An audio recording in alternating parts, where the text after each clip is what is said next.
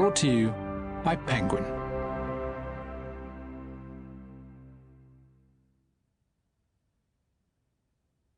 The White Rock by Anna Hope, read by Naomi Wirthner and Kyle Soller.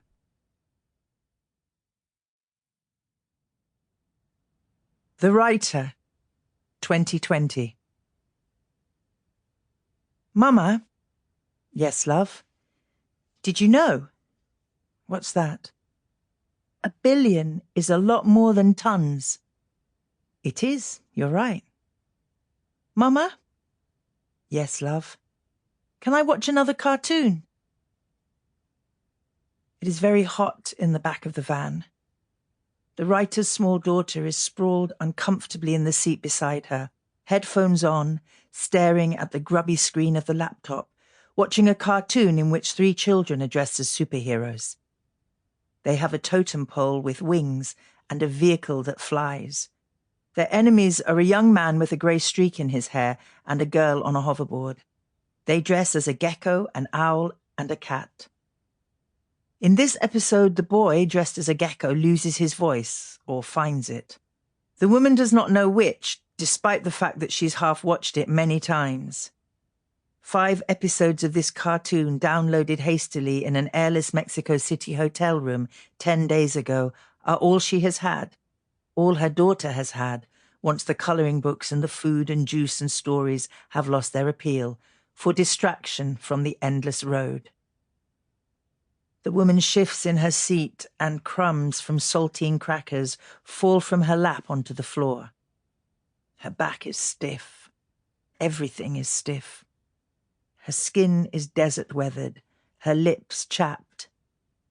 She spent the entirety of last night sitting awake alongside the other 11 occupants of this van around a fire, several thousand feet up in the mountains of the Sierra Madre Occidental.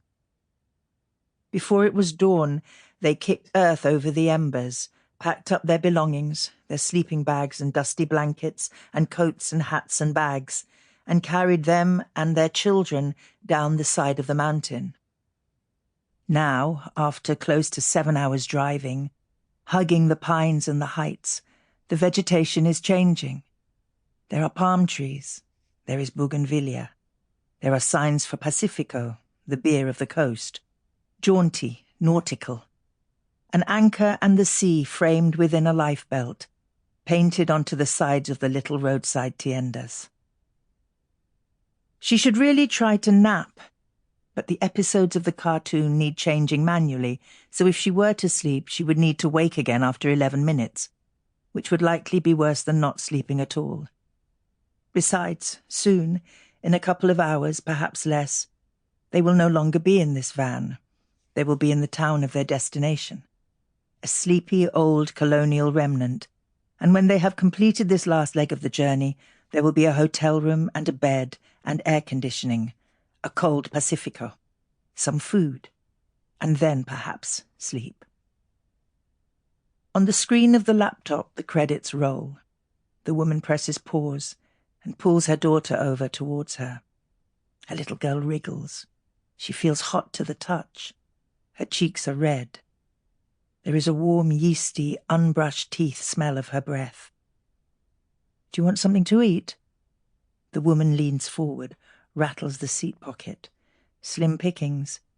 Day-old crackers, an apple, spicy crisps.